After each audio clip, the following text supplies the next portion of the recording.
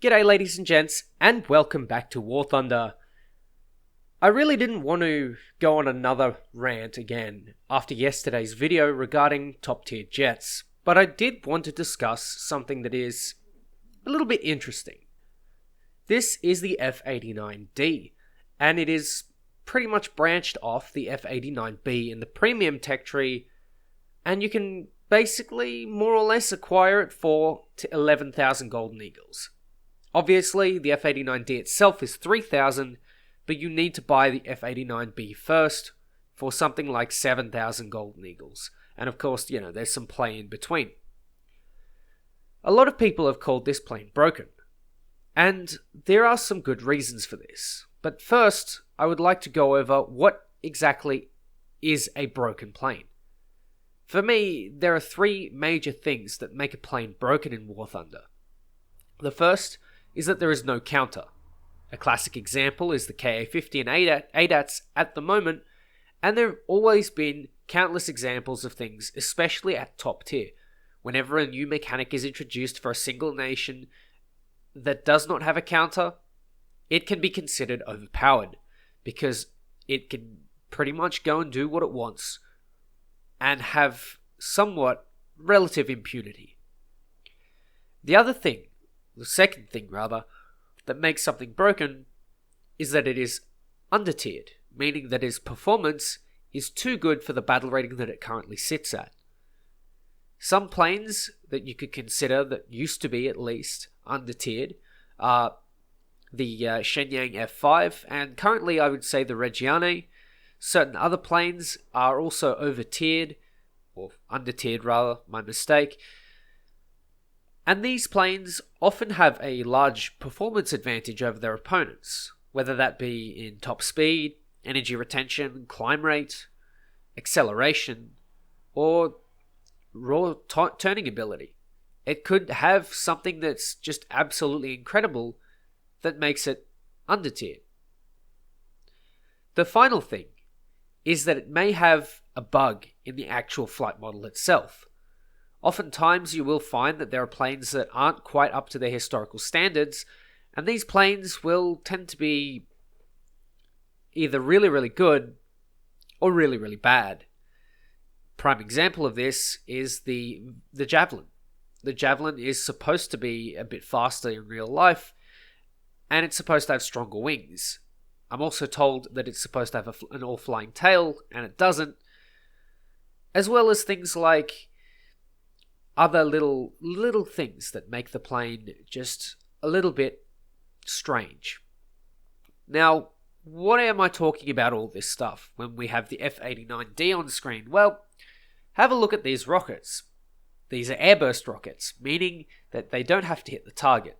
They just have to be within the vicinity. They have a range of 2 kilometers plus, potentially more.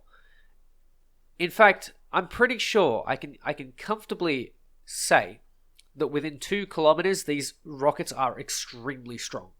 In fact, you wouldn't even need to fire them around 2 kilometers. You might want to fire them at 3 or 4, and the radar will, catch them by itself. I believe you can even do this further, 5 kilometers, up to, crazy distances, and the rockets will still be somewhat usable. Ideally, if you want to use these rockets, you want to use them between 1.5 and 2 kilometers. And you can see that at that range, at that distance, there is no gun that comes even close to being as effective at that range. Sure, 50 cals have a 1.5 kilometer range very comfortably. Sure, the Narwhal's 50mm cannon can go out to 3 kilometers. But this does not mean that it is effective to that range. There is nothing quite like the F-89D's weapon system in the game, and honestly, it's kind of a bit much.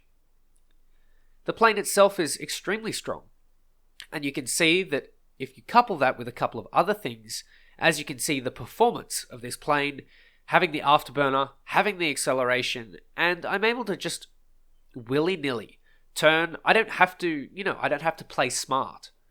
And that's a real downside.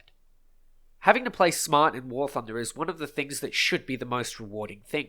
If you climb above your enemy, you played smarter than them, in props at least. In jets, if you manage to sneak up behind your enemy, well, then that makes you the better player. Or, I mean, you could just be gaming the system, which is a little bit, backwards, let's just say. Regardless, I think having a situation where, I guess, if you reverse your opponent, you more than deserve the kill. And in a case where, you can just fire your rockets, you don't even have to hit them dead on. You can sort of just, roughly hit. You can spam as much as you want, which, of course, you can always spam with your regular guns. But at the same time, having that and the performance boost is a little bit much. You can see I'm just going head on with these 262s, and of course they're committing, and this is their mistake. But they don't have much of a choice. There isn't a whole lot else that they can do because I have such a great performance advantage over them. I can energy trap them. I can pretty much do whatever the hell I want because it's just the way that the plane works. I have the thrust. I have the acceleration. I have the turn rate to keep up with them. And this negates a lot of the skill in the game, which is frustrating and upsetting to see. Because honestly, one of the main things that makes War Thunder a good game is it rewards skill. It rewards playing your plane or your tank properly, or your ship, or your helicopter, or your flying boat, your patrol boat, your little dinky PO2. If you play that right, you bait an enemy pea shooter right all the way down to the deck, and nice and close, and you drop a 100-kilo bomb with a 3-second delay and get the kill, then you've made that skillful play and you more than deserve the kill, and you are duly rewarded. In the F-89D, you don't even need to put in the effort that you would put in with any other plane. You just sit at 3 kilometers, wait for the head-on, and then just spam 20 or 30 rockets, and you will have a kill. Almost guaranteed. Obviously, there is a trick to this, where if they just pull away and don't commit to the head-on, then that's pretty easy. That's a pretty straightforward counter. But at the same time, having the range and having the performance means that you don't leave things like a 262 or a Kika with many options. They have to force the head-on to be even competitive. They can't engage in a dogfight. They can't try and energy trap you because you can outdo them in almost every way. And maybe this calls for the down tiering of the 262 A1A. But honestly, I think it calls for both the down tiering of the 262 and the up tiering of the F-89D. The final thing that really makes this plane broken, and honestly I think it really does make it broken, is the fact that you will never lose your wings. Now, there has been a bug lately where a lot of planes don't lose their wings when they've been ripped off, but I haven't seen it when they've been shot off. And I'm about to get my wings shot, or one of my wings shot up by a 262, and this should have been my trip back to the hangar. This should have been it, and I should not have survived. The reason why is because the damage model seems to have a little feature. And by feature, I mean something that probably shouldn't happen. You see, the F-89D has a fuel tank on the end of that wing. That's why it has a giant big fuck-off pod, not only to carry the rockets, but also to carry some fuel. Because I don't know why. Regardless, having that extra fuel and having that tank means that the damage model it will pretty much pretend that module is unable to be separated from the vehicle. Now, I don't know if Gaijin have actually coded in the ability to, I guess, drop fuel tanks or lose fuel tanks. They certainly have to pierce them. But I don't really know if they have to, completely lose a tank like that. And I think that needs to be implemented. Not only that, but I'm flying fairly well because I have the rest of that wing. It's black. It's not producing much lift, if any at all. But I'm still able to fly. And this is the final nail in the coffin that makes the F-89D so broken. And I mean broken in a bad way. That is bad for the overall matchmaking health. I think there is some reason to suggest that you can probably put this thing at 7.7 and it wouldn't have much of a hard time. Fix the issue with the fuel tank, allow that fuel tank and that whole pod, that whole left side, to be able to completely detach, and as a result, you wouldn't generate the even lift, and the plane would spiral into the ground. Rightly so. Even though that plane has massive wings, and even though it is a big lifty boy, I don't think that this should be something that happens regularly. I did mention before, in my previous video, that I don't think if a wing just falls off, the plane should keep going. I think the plane should spiral out of control 99.99% of the time, or in War Thunder's case, 100, because it's a game, and it's not really, it has to be all or nothing. It has to be all or nothing, because otherwise you would have to implement other things, like the chance of a transmission breaking down randomly, the chance of a gun breach just not firing, the chance of a turret ring just jamming, the chance of an engine just to randomly catch fire when you relax on the throttle, like on the Heinkel 177. That was one of the main problems they had with the 177. It's a very interesting plane. If you ever find, I'm sure Mark Felton Productions or someone like that has done a really good YouTube video on it, and honestly, it's worth having a look just for the pure enjoyment. But what isn't enjoyable is having to fight this thing in a game. It is so tough. It is such a tough, resilient plane that it doesn't matter how many 30mm you can put downrange and into this plane. If it's a head-on, you're probably going to lose.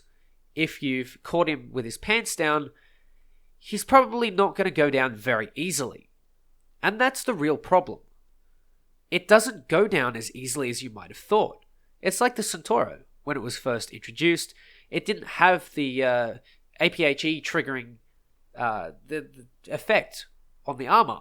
It didn't trigger any APHE fuses, and so it basically acted like a really crappy solid shot. It's weird to see that this is the way that it's panned out. It's kind of sad, to be honest, because this plane could be a really cool meme plane, but it's just sort of turned out to be broken instead. And it's not really great when something that is supposed to be just for fun and just for a laugh being broken overpowered. It makes you really happy when you fly it, but it really, really hampers the rest of the matchmaker. And whilst it's good for about 30 games, you'll get bored of it pretty quick, and then it'll start to become a menace to every time you want to jump into your Germans or your Russians or your Japanese or anything that's not Americans. It's a real shame, and it's something that I'd really like to see fixed. It's a simple fix too. I'd say 7.7, chuck it at, I guess, 7.7, make sure that fuel tank can fall off, and, we can deal with the unique weapon system. I mean, it's not like the F-89D will be useless. The weapon system, in fact, will be probably stronger at 7.7, considering that it will always have to face jet bombers, or at least will have to face them extremely regularly.